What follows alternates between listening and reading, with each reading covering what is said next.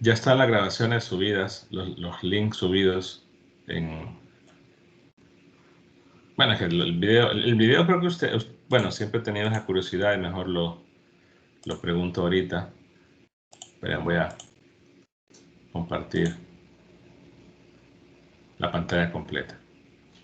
Por ejemplo, ustedes si se van a... Este es el chat que les aparece en Teams, ¿no?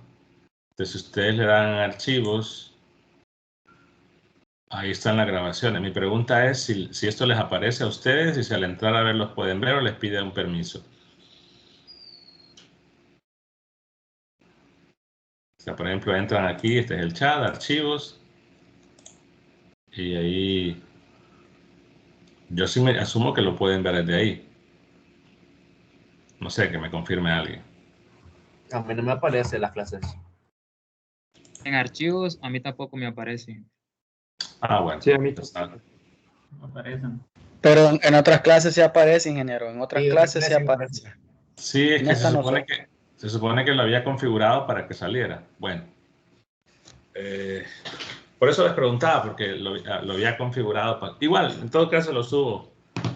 Lo subo en YouTube porque esto se pierde después de cierto tiempo, se borra. Bueno, solo era para aclarar esa parte. Pero ya están los enlaces. Sí, dice acceso. Se supone que lo había configurado para que cualquiera pudiera entrar, pero bueno. En todo caso, siempre se lo voy subiendo a YouTube. Ya actualicé las grabaciones que estaban pendientes. Entonces empezamos a hablar del cálculo del flujo.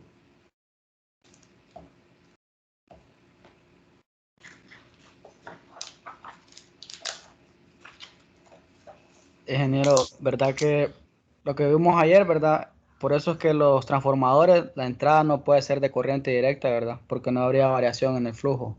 Sí, exacto.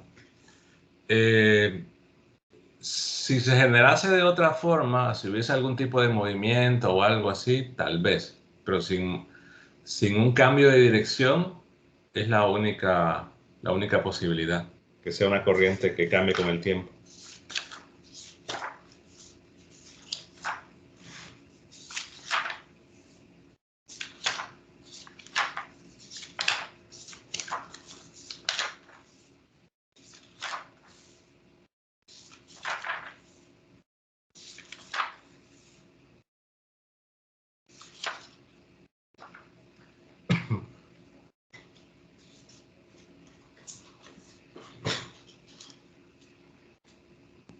Bueno, vamos.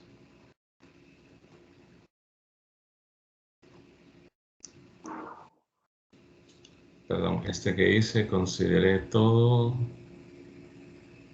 Que se movía el circuito, que antes está todo eso.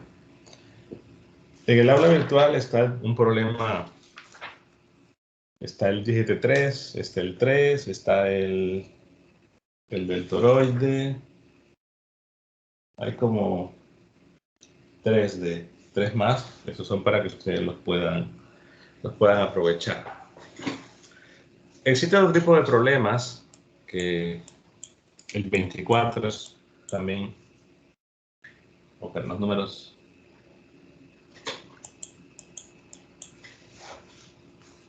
que están ahí, pues entonces para que puedan aprovechar esa información. Quiero hablar un poquito ahorita de lo que sigue, que es la parte de inductancia.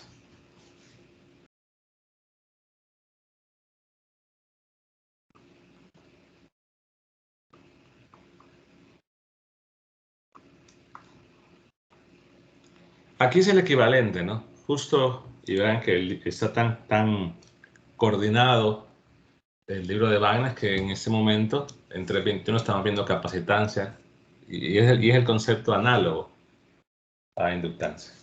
Pensemos en que tenemos 2 circuitos, nuevamente,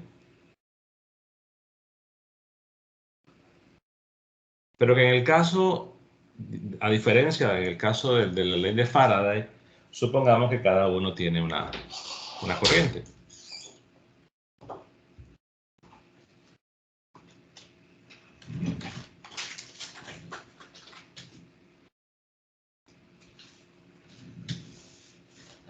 un circuito, llamémosle el circuito J y un circuito K, o le pueden poner I, solo para establecer una diferencia entre cada uno.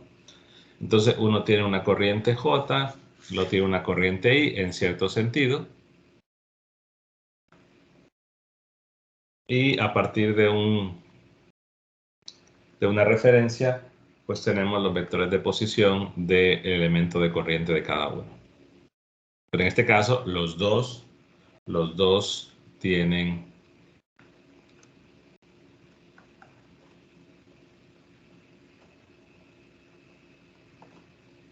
una corriente.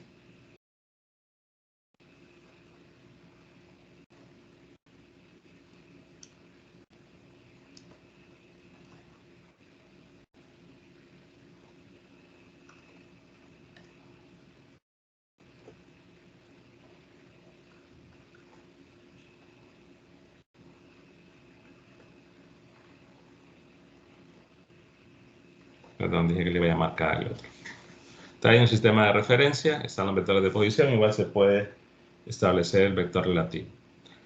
Entonces, supongamos que queremos calcular el flujo y hay que establecer un orden, ¿no?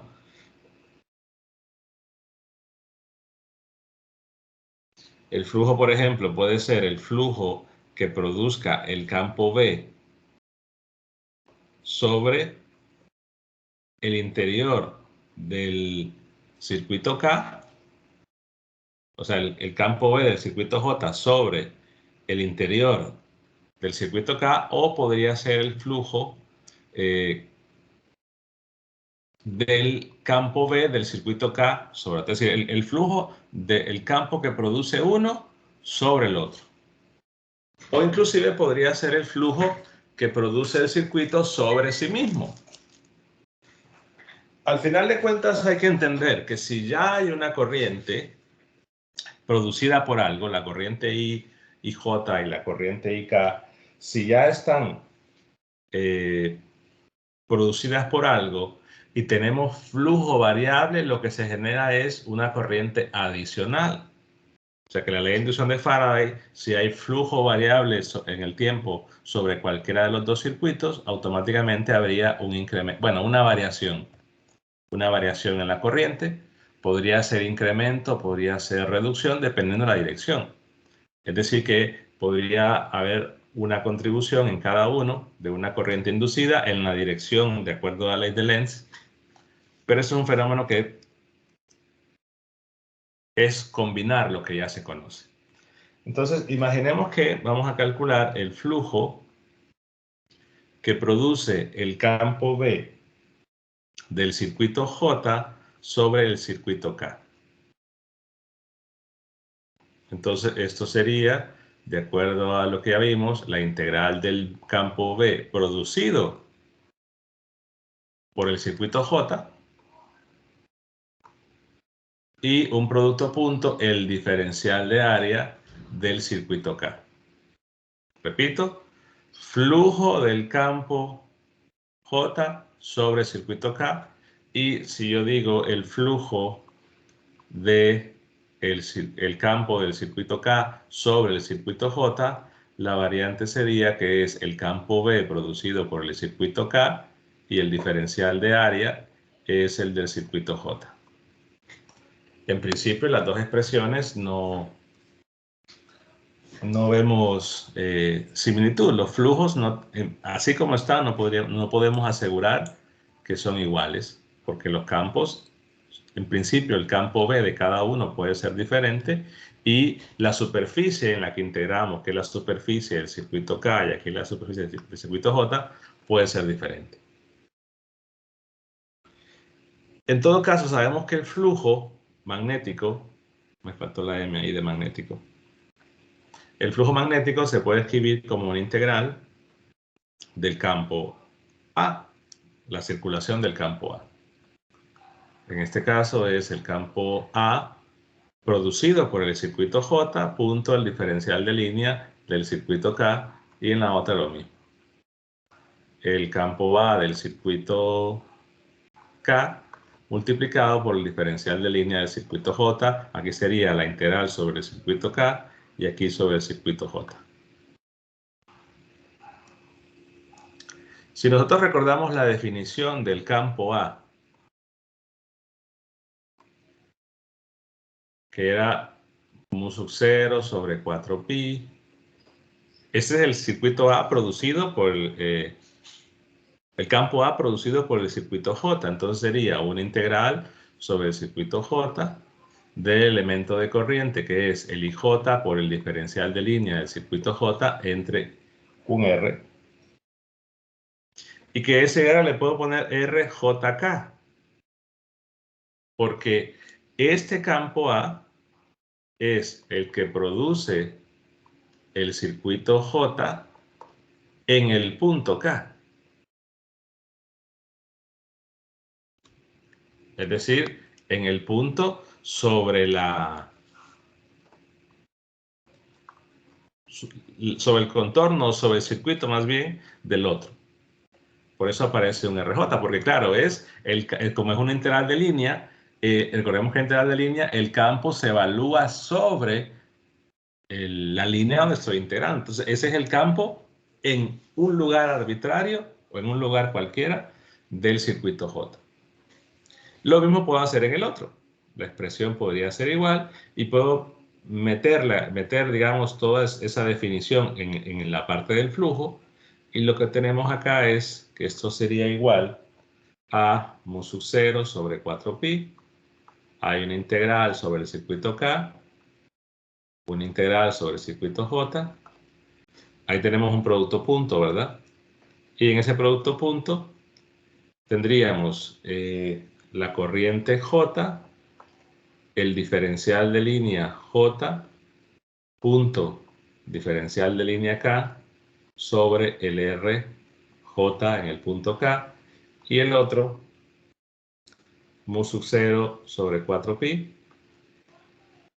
la integral de SJ, integral del circuito K, la corriente del circuito K, el diferencial de línea del circuito K, con el diferencial de línea del circuito J entre el RJK.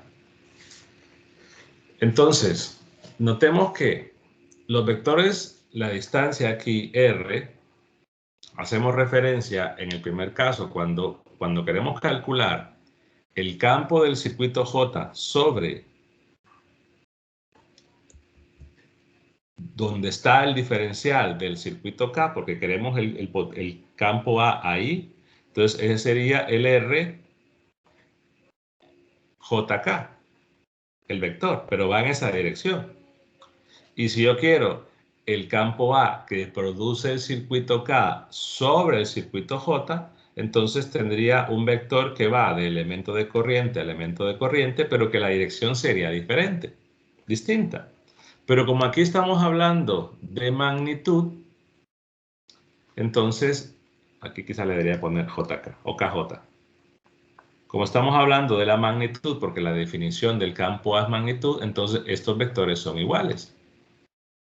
Y los productos puntos, pues el orden es el mismo, el orden no importa, o sea, si tengo el producto punto, dos diferenciales, independientemente de cómo multiplique, entonces ese producto punto también va a ser igual. Entonces, ¿cuál es la única diferencia entre los flujos? El flujo del campo B que produce uno sobre la superficie del otro. ¿Cuál es la única diferencia? El elemento de corriente. El elemento de corriente, lo que pasa es que el elemento de corriente está formado por dos cosas. Ya dijimos que esto que tengo marcado en verde es exactamente igual. El mu sub 0 es exactamente igual entre 4pi. Las integrales están en un orden diferente, no importa. Pues lo único diferente es la corriente, más bien, no el elemento de corriente. Sí, la corriente, perdón, ingeniero. Entonces, el flujo será igual, el flujo que produce, el flujo del campo B de un circuito sobre la superficie del otro, ¿será el mismo si invierto el orden? No. La única diferencia entre los flujos es la corriente. Evidentemente, si los dos circuitos tienen la misma corriente, el valor de corriente es igual, entonces los dos flujos serían iguales, pero en general los flujos podemos decir que no conmutan. Si yo intercambio cuál produce el B y sobre quién estoy haciendo la integral de superficie, si yo cambio el orden, el resultado no da igual en general, a menos que las corrientes sean las mismas. Pero a esa cantidad que depende de los diferenciales de línea, del mu sub 0, del R, le vamos a dar un nombre. Le voy a llamar M sub I sub J, y esto es igual a mu sub 0 sobre 4pi, la integral sobre el circuito K, la integral sobre el circuito J, ddr sub J punto ddr sub K entre RJK. Que esa cantidad, o sea, si yo quito las corrientes, porque las corrientes los puedo sacar, ¿no? Los puedo sacar de las integrales. Si son variables, no importa, porque si son variables, la integral es con respecto a la posición, no con el tiempo. La corriente no cambia con la posición, puede cambiar con el tiempo. Entonces, el término que sí es igual es el que estoy colocando en la parte de abajo. Estoy diciendo que es una cantidad que vemos que no tiene dependencia en lo absoluto de corrientes o densidades de corriente. O sea, solo aparecería si fueran situaciones de otro tipo de densidad. Al final de cuentas, puede que no tenga mucho sentido porque, por ejemplo, aquí, al medir el flujo, estamos diciendo que es una integral de superficie. Entonces, si fuera un circuito, no fueran circuitos filamentales, no tendría mucho sentido hablar de flujo. Entonces, en este caso, la cantidad que está abajo, vean que depende únicamente de cantidades dimensionales, es decir, del elemento de línea, de la distancia que hay entre los circuitos, del medio, porque estamos considerando que todo lo que está fuera de los circuitos es vacío, pero ese valor, esa integral que está ahí, ese M I sub J, es un factor que depende de la geometría únicamente. Bueno, y del medio, por el mu sub 0, pero principalmente depende de la geometría.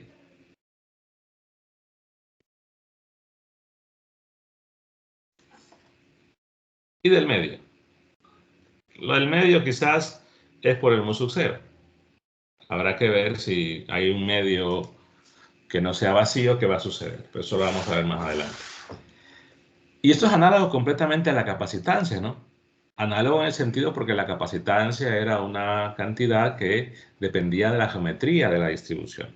La relación que había, distancias entre los conductores y la forma de cada uno.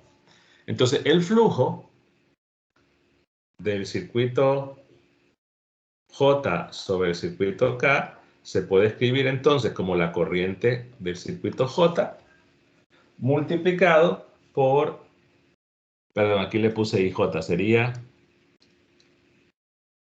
estoy usando K, JK, perdón, JK. Entonces sería la corriente J por el MJK. En cambio, el flujo magnético KJ es la corriente K por el MKJ. Ya dijimos que el M sub KJK es igual al MKJ.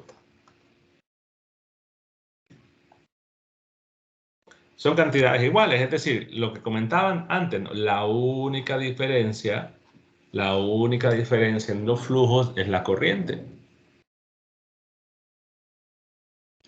Entonces, si quiero medir el flujo y tengo la única diferencia de la corriente, pues alguien puede decir, bueno, entonces mejor utilizo esa cantidad, lo calculo, veo cuál opción sea más,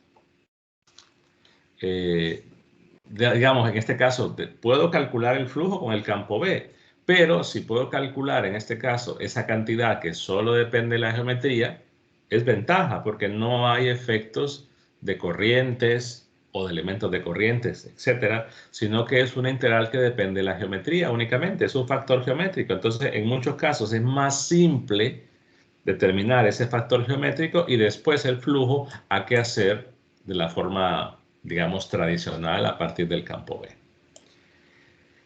Esa cantidad M sub I sub J se llama inductancia mutua.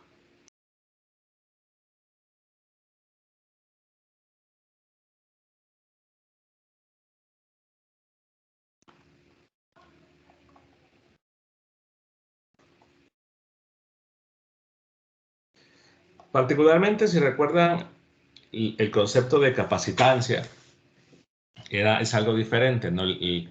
La capacidad de almacenar carga es capacitancia y el capacitor es un arreglo con características específicas, pero una es la propiedad y otra es el dispositivo, por así decirlo. En el caso de la inductancia mutua, inductancia es la propiedad, inductor va a ser en realidad es una bobina con una bobina usual, eso es lo que se le llama un inductor, pero que son dos cosas diferentes. Una es la propiedad y otra es el elemento. Debemos decir, bueno, como es análogo, será que, bueno, el capacitor, recordemos que se acumula carga. Inclusive había otra opción que recordemos que en una distribución de carga, la energía, hablando de energía, se acumulaba en los campos magnéticos, o sea, en una distribución de carga cualquiera, no hablando del capacitor. Aquí todavía nos hace falta ver un poco algo más para decir, bueno, la inductancia que mide, ¿no? Acumulación de algo o alguna propiedad más general, pero eso lo vamos a ver un poco más adelante. Particularmente las unidades, vean que serían simplemente calcular, ¿no? Las unidades de flujo entre unidades de corriente. Las unidades de flujo, recuerden que estaban los Weber y las de corriente amperio, entonces podríamos quedarnos con Weber sobre amperio, pero en realidad le vamos a dar la unidad de un Henry. O algunos libros le llaman simplemente Henry.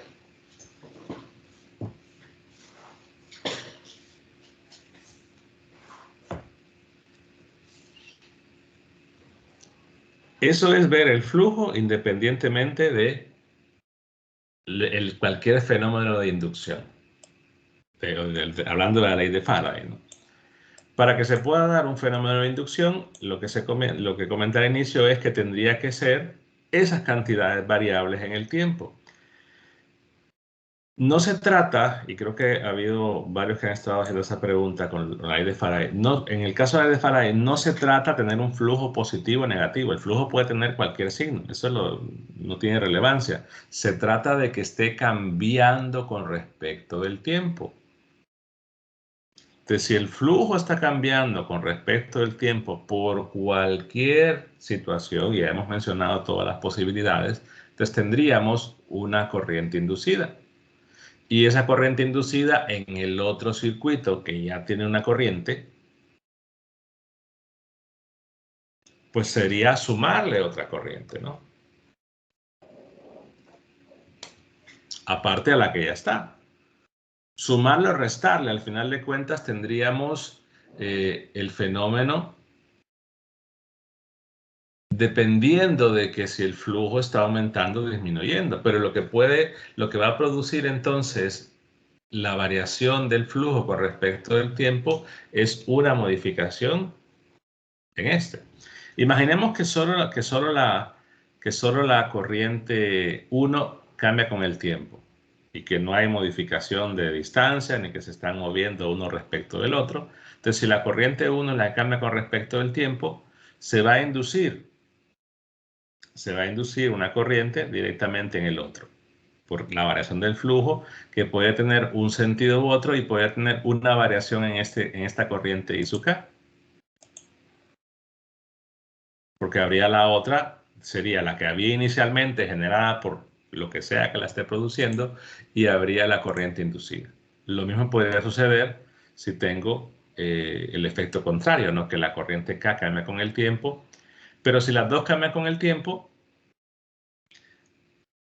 también está la posibilidad, bueno, si las dos cambian con el tiempo, entonces va a haber inducida en los dos, pero también está la posibilidad de que una corriente cambiando con el tiempo produzca una inducida sobre sí mismo, porque en realidad podemos medir, o sea, si el circuito J, por ejemplo, tiene un campo B, ese campo B pasa a través, o las líneas de campo pasan a través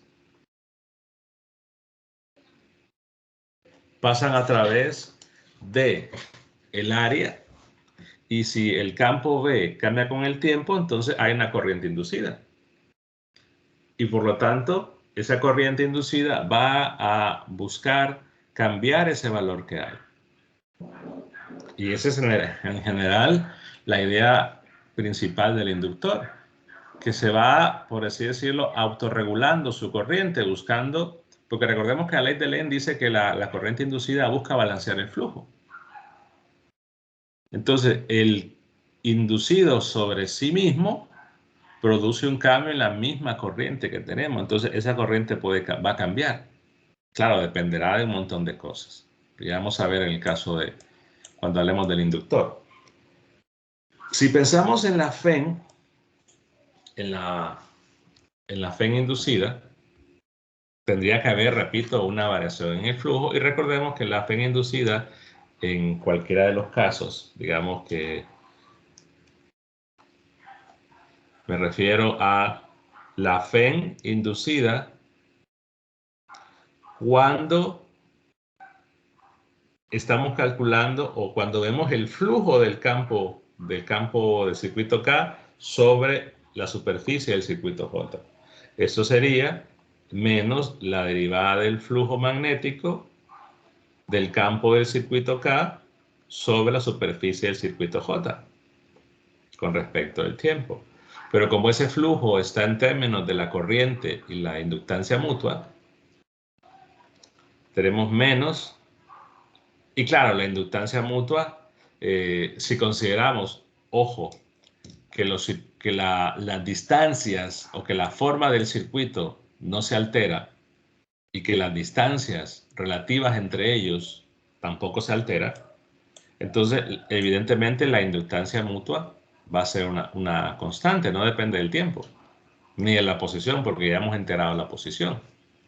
Y ese es el caso que vamos a considerar. De repente las ubicaciones de los dos circuitos se mantienen constantes. Y si se mantienen constantes, lo que tendríamos es que al derivar el flujo, solo tendríamos la derivada de la corriente y nos quedaría en todo caso la inductancia mutua KJ o JK porque son iguales, pero aquí sería la derivada de la corriente con respecto del tiempo. Ah, bueno, y si los circuitos, sus distancias cambian respecto del tiempo, entonces eso es una función del tiempo y había que derivar un producto.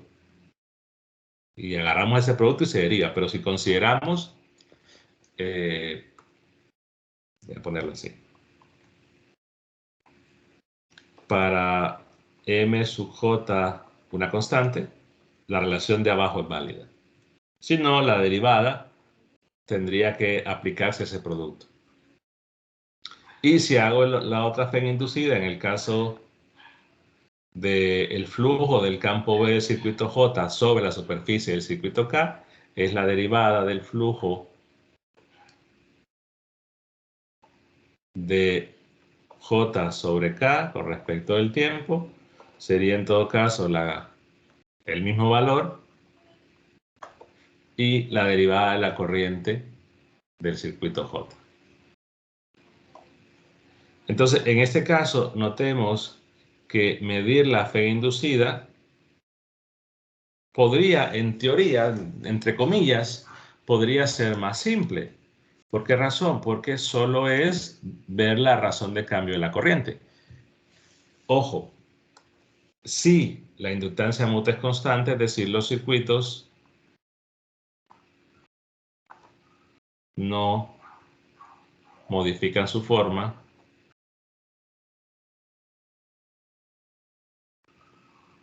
o sus distancias relativas. O sea, las distancias de uno con respecto al otro.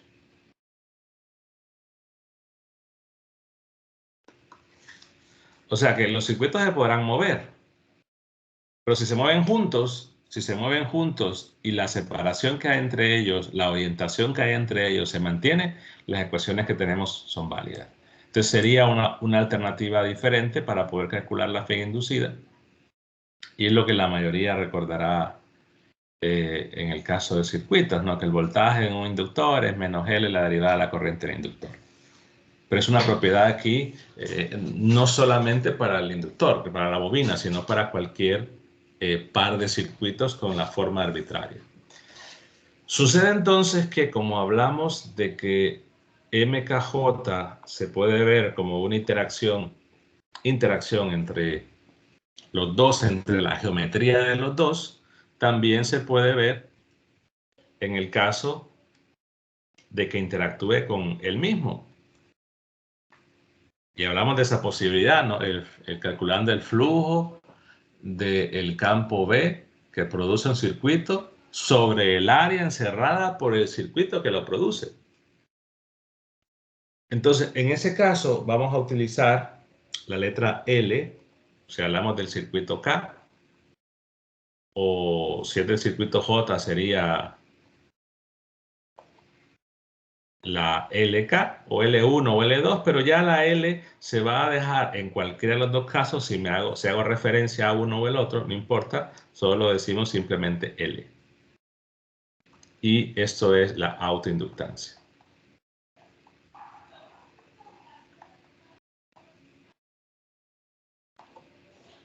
O sea que en este caso podría haber una fe inducida sobre el mismo circuito, producto de una variación del flujo sobre él con respecto al tiempo. Entonces, lo que sucede es eso, ¿no? Y quizás lo voy comentando acá, lo que decía antes. Tengo el circuito, digamos, hay una corriente y tengo el elemento para que fuera un solenoide, una bobina. Entonces, si solo considero esa porción únicamente y no todo el circuito,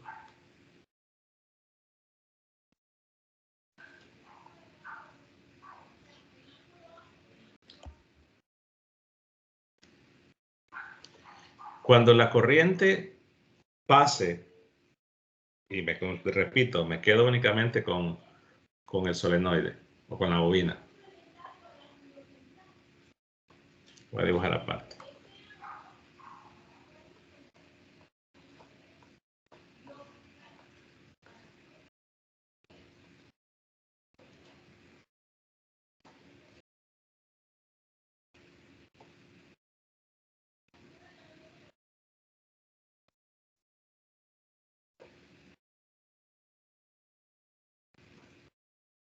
Entonces, si pasa una corriente I que cambia con el tiempo, esa corriente I pues produce un campo B y ese campo B produce un flujo sobre el área encerrada por el circuito. Y en este caso ese flujo, si tengo de repente n vueltas en la bobina, ese flujo se va a amplificar n veces.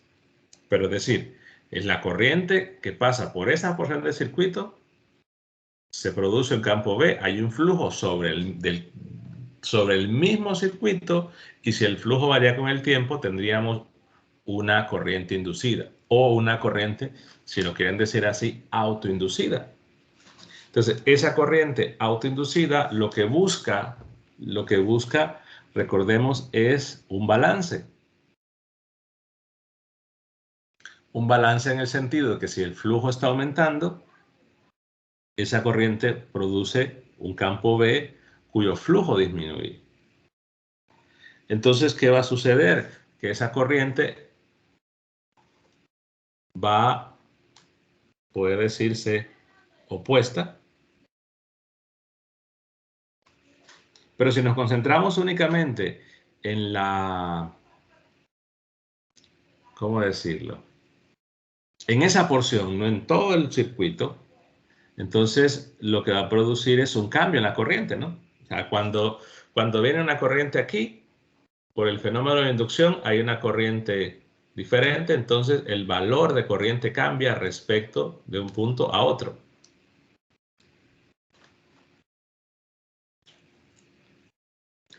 Porque no estamos considerando toda la porción. Entonces, claro, ya al ver todo el circuito se debe considerar evidentemente todos los elementos, pero ya es el fenómeno específico de autoinducción. Particularmente, como las cosas prefiero, ¿no?, explicarlas un poco con una animación de esos. Hay un recurso bien interesante que está con una simulación hecha, bueno, no tengo ni idea ni con qué programa se hace, pero está bastante interesante. Déjenme ver si la encuentro.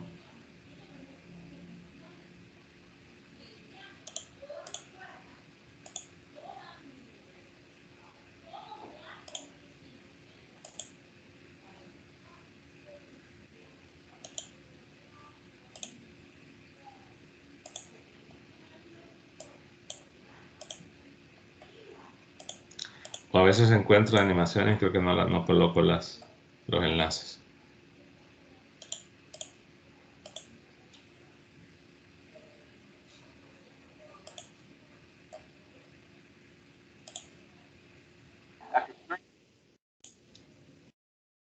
Aquí está.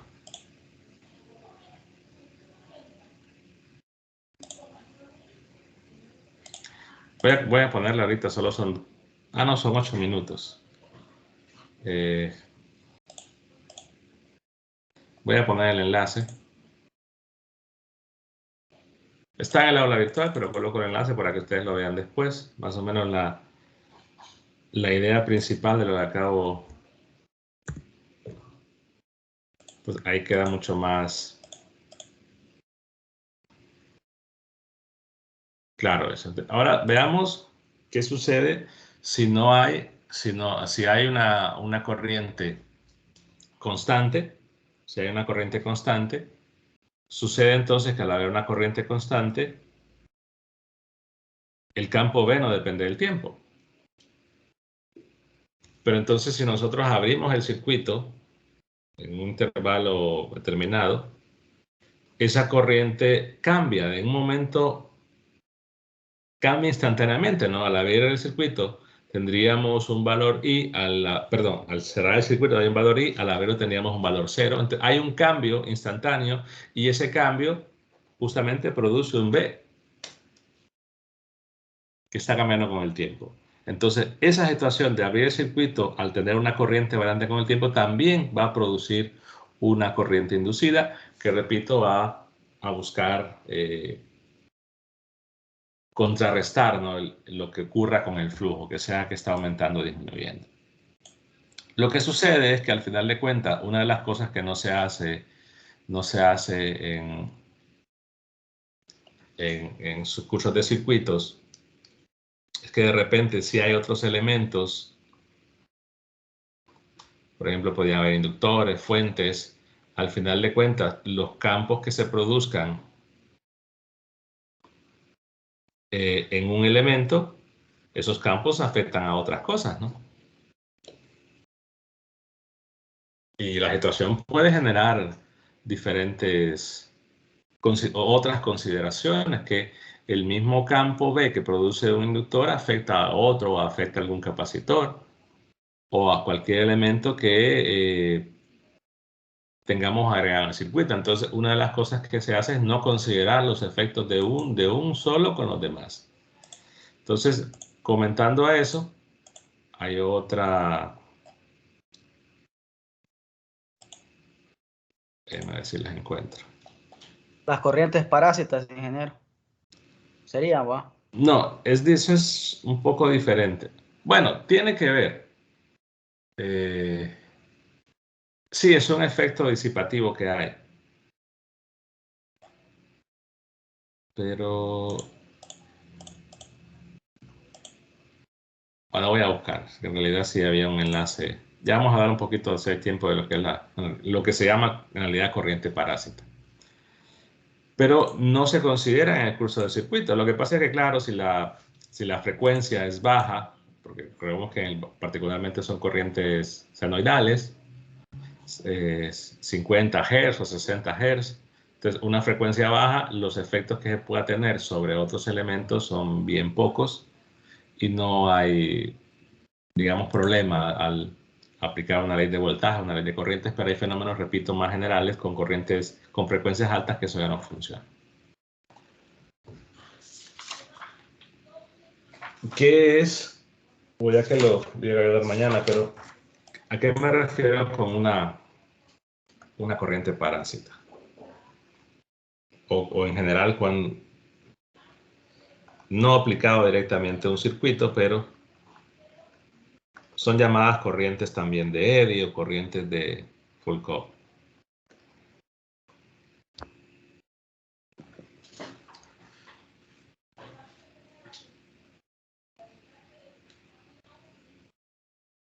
Pensémoslo así. Imaginemos que nosotros tenemos una barra, hay un campo B que es constante. ¿De qué forma podemos conseguir un campo constante? Ponemos imanes de esos de herradura, bueno.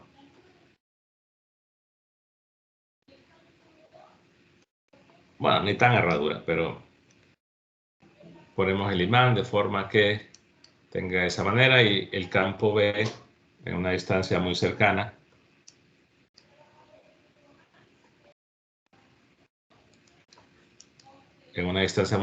es constante.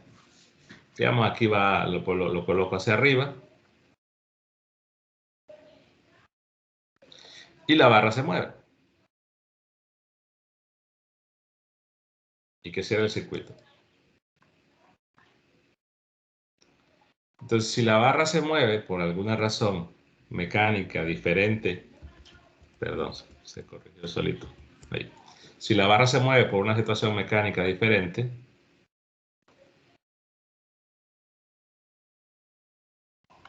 digamos que la barra va hacia allá,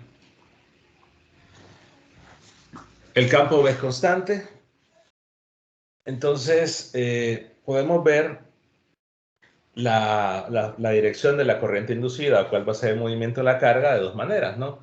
Puedo medir el flujo primero. Opción 1, calculamos el flujo, que es la integral del campo B, punto dA. El área en la que queremos medir el flujo es esto. Esa área tiene una distancia A y le puedo llamar una distancia L. Evidentemente, si la barra se mueve, lo que va cambiando con el tiempo es A. Pero para calcular el flujo considero un instante específico, que la distancia es A, el B es constante. El problema debería decirlo, si es variable, pues tendrían que decir de qué forma varía o de repente calcularlo, porque en el problema que hicimos ayer se calculó B para el signo infinito. En todo caso, para este ejercicio, el flujo simplemente es B por el área, que es A por L. Si calculamos la derivada del flujo, considerando un diferencial de área así, ¿verdad? Esto todavía no es corriente parásita, ya vamos a llegar a ese punto. Simplemente es la derivada del flujo, bueno, como lo único que está cambiando es A, entonces derivada del flujo es derivar con respecto de A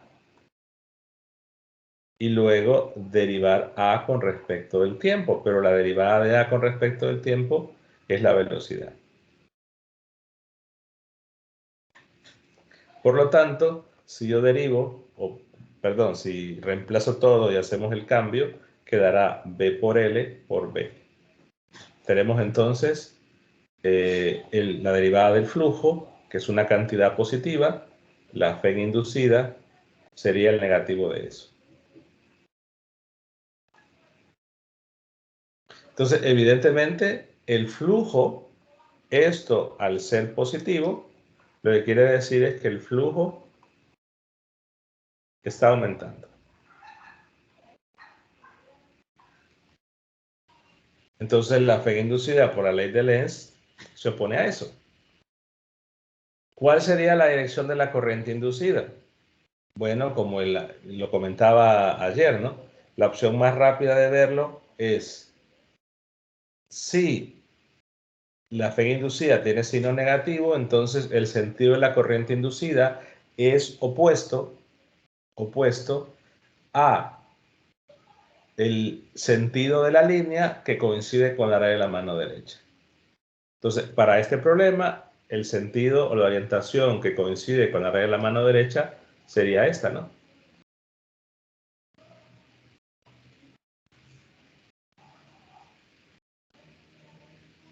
Por lo tanto, la corriente inducida tendría que ser dirección opuesta a eso. O sea que en este caso tendría que ser así.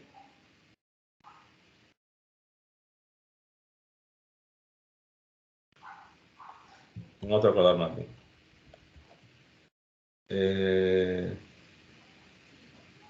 Así.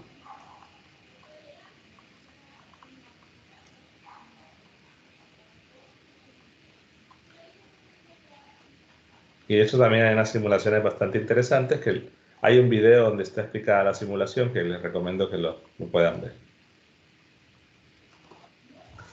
Pero esa es entonces la dirección de la corriente inducida. Notemos que el campo que produce esa corriente, el campo B inducido que va a producir, si seguimos a la mano derecha, va a producir que el flujo disminuya. Entonces, no se trata de ver si el flujo es positivo o negativo, se trata de ver si el flujo cambia, aumentar o disminuir. Vimos otra opción para calcular esa F inducida, que aprovecho este problema para hacerla. En ese caso, recordarán la expresión, lo que tenía dos términos. Uno era la integral de la derivada de B con respecto del tiempo, diferencial de área sobre la superficie S, más la integral de B plus B, diferencial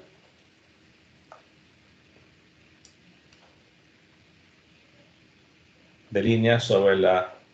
¿Qué es la otra opción? Perdón, no era el flujo, esto ya es directamente la F inducida. Entonces, en la primera opción es, calculamos el flujo y derivamos para calcular la F inducida. En la segunda opción es calcular la F inducida sin necesidad de calcular el flujo. Solo que tenemos que ver particularmente las razones o lo que está cambiando en este caso.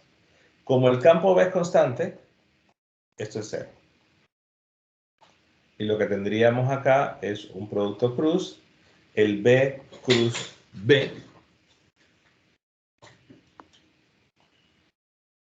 ¿qué representación le podemos dar a eso? ¿Dónde había aparecido un B cruz B anteriormente?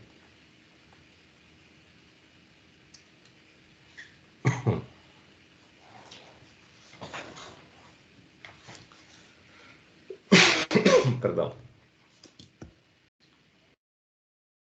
Les refresco la memoria, fuerza de Lorentz.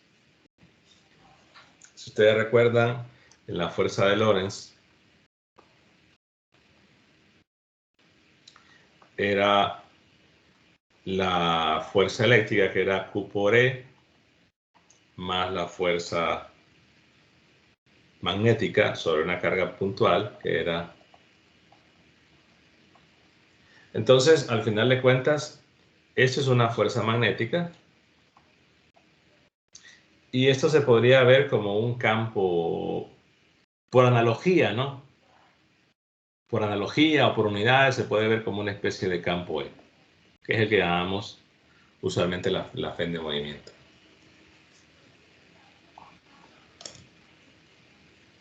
Entonces, si hacemos el producto cruz de B y la velocidad y el campo, notemos lo siguiente. El campo B, la velocidad viene así. El campo B va hacia arriba. Son perpendiculares, en este caso. Si hacemos el producto cruz siguiendo la regla de la mano derecha, ¿qué sucede? Que tenemos entonces la dirección de ese campo de movimiento. Entonces, en ese caso del campo de movimiento, lo podemos ver que si hubiese, por ejemplo, una carga positiva ahí en la barra o en cualquier lugar, pero imaginemos en la barra, que es donde estoy colocando la velocidad, si hubiese una carga puntual ahí, entonces esa porción o esa carga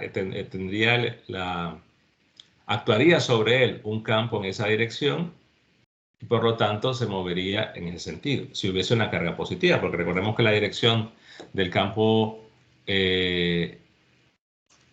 eléctrico, entre comillas, aquí no es eléctrico, es la misma de la fuerza que experimenta una carga positiva, pero básicamente esa fe de movimiento no es que la carga positiva se va a mover en ese sentido, en realidad lo que se mueve es la carga negativa. Pero esa sería la dirección. Ahora, ¿en qué puntos, como es una integral de línea, ojo, aquí tendríamos que ver la velocidad de todos los tramos? Y en realidad, ¿cuál es el único tramo que hay? ¿Cuál es la única porción? Pues la única que se mueve es la barra.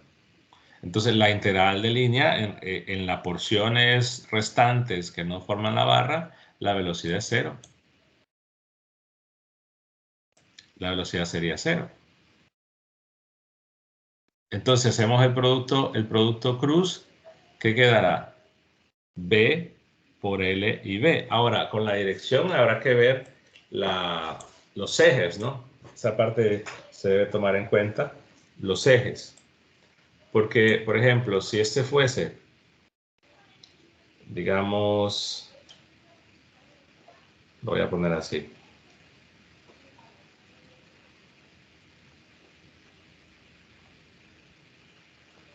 X, perdón. Separado esto.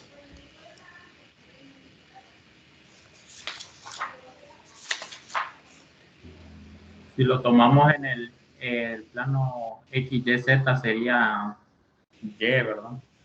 Sí. La velocidad sí.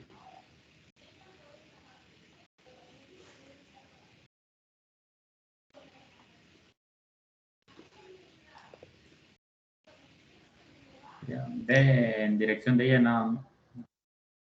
Espérense, traje el trabajo.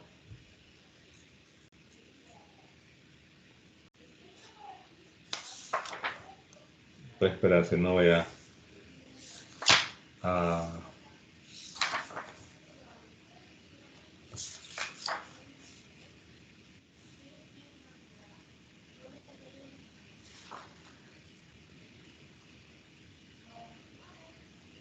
Ok. Ya. Entonces, el sentido de la línea aquí tiene que ser de acorde a el sentido usual, ¿no? Es decir, la orientación, como estamos midiendo un flujo, nuestra orientación del diferencial de R es esta, de acuerdo a la regla de la mano derecha, porque el diferencial sale. Pero vimos entonces que nuestro E de movimiento va en la dirección contraria.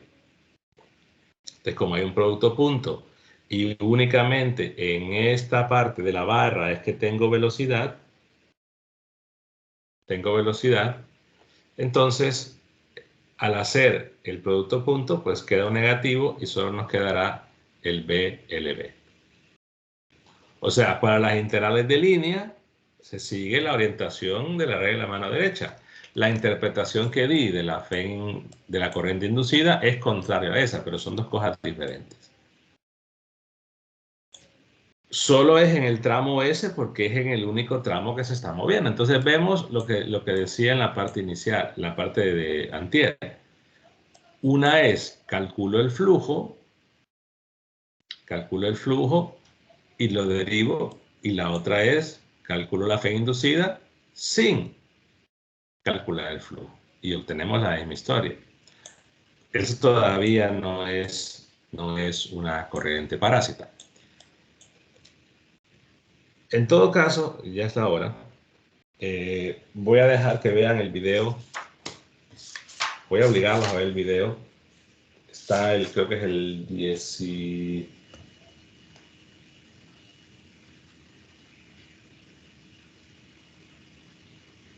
el 14. Ese está resuelto. Ahí hablo un poco de la corriente parásita, pero es como una introducción. Entonces véanlo para mañana. Vamos a partir de esta idea para justamente darle sentido y ver un par de simulaciones para diferenciar, ¿no?, lo que es la corriente parásita con pérdidas o otros efectos que no se suelen tomar en cuenta en circuitos. Pero si son frecuencias bajas, no hay problema. Bueno, preguntas hasta ahí.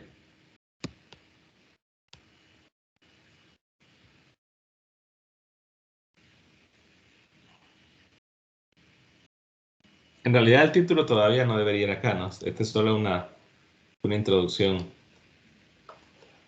Aquí tendría que ir.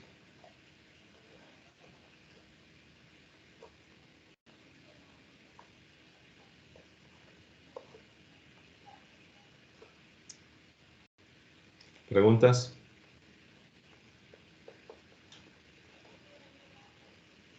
Ese es el ejercicio 17-14. Sí, es el que tienen varios en video. Aprovecho para, por ejemplo, tienen el 7, el 14, el 20, el 24, el 3. No recuerdo qué otro. Creo que aquí son de los que más problemas tienen del libro. Entonces, para que lo vean, para hablar un poquito de la corriente parásita mañana. Pero tiene que ver con esta idea de la fe de momento, por eso hice este problema. Que esto está resuelto en Wagner en realidad, pero también aprovecho para responder la pregunta, creo que era a Raúl. No sé si quedó clara esa parte. Sí, ingeniero, lo que pasa es que, bueno, ayer en el ejercicio que hicimos, la FEM nos quedó positiva y dijimos de que la corriente inducida quedaba en sentido horario, entonces ahí fue como que me... No, en el sentido de la línea que coincide con la red de la mano derecha. Horario depende de donde lo vean, ¿no? Ok. Entonces... Es que, por ejemplo, si era un cuadrito así, el diferencial de área es así. Entonces, si usted lo mira desde acá,